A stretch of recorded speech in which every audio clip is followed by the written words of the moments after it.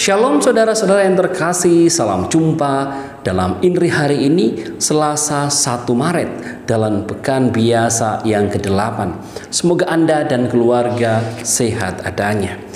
Injil yang akan kita renungkan pada hari ini dari Injil Markus bab 10 ayat 28 sampai 31. Setelah Yesus berkata betapa sukarnya orang kaya masuk ke dalam kerajaan Allah, berkatalah Petrus kepada Yesus, "Kami ini telah meninggalkan segala sesuatu dan mengikuti Engkau."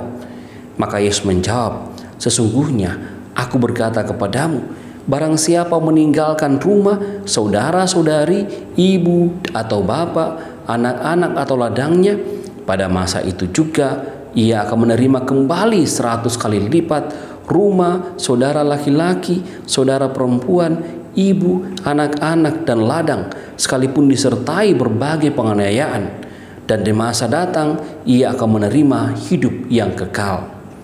Banyak orang yang terdahulu akan mencari yang terakhir, dan yang terakhir akan menjadi yang terdahulu. Demikianlah sabda Tuhan. Saudara-saudara yang terkasih, Injil yang kita renungkan pada hari ini masih merupakan kelanjutan dari percakapan Yesus dengan seorang pemuda yang kaya. Ia datang kepada Yesus dan bertanya, "Guru yang baik, apa yang dapat kulakukan untuk memperoleh hidup yang kekal?" Pemuda itu telah melakukan banyak hal yang baik yang telah diperintahkan Allah sesuai dengan hukum Taurat yang dibawa oleh Musa. Yesus mengatakan satu hal lagi yang kurang. "Pergilah, juallah segala milikmu dan bagikan kepada orang miskin dan ikutilah aku." Pemuda yang kaya itu kemudian menjadi sedih karena banyaklah hartanya, kecintaan pada hartanya, sehingga ia tidak bisa mengikuti Yesus. Para murid yang mendengar hal itu kemudian bertanya, yang diwakili oleh Petrus dalam bacaan Injil hari ini, "Kami telah meninggalkan segala sesuatu dan mengikuti Engkau." Mungkin dalam bahasa yang lain, ketika Petrus bertanya itu, "Apa upah kami?" Paling tidak ada 2 poin pokok yang dapat kita renungkan pada bacaan Injil hari ini. Yang pertama, Yesus menginginkan totalitas dalam mengikutinya. Kecintaan pada Tuhan harus di atas segala sesuatu atau kecintaan kepada benda-benda duniawi. Maka sebagai orang beriman, sebagai murid-murid Kristus, kecintaan kepada Tuhan harus senantiasa ada di atas terdepan atau di atas segala sesuatunya. Ketika kita dalam lingkungan pekerjaan, mungkin ajaran Tuhan tentang kejujuran harus di atas segala sesuatu dalam bekerja. Ketika kita berrelasi dengan orang lain, ajaran Tuhan tentang kasih harus di atas segala sesuatu dalam membangun relasi dengan orang lain.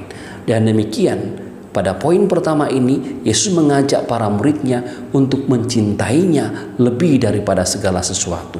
Menaruh ajarannya di atas atau terdepan dalam seluruh aktivitas kehidupan sebagai seorang beriman. Itu poin yang pertama.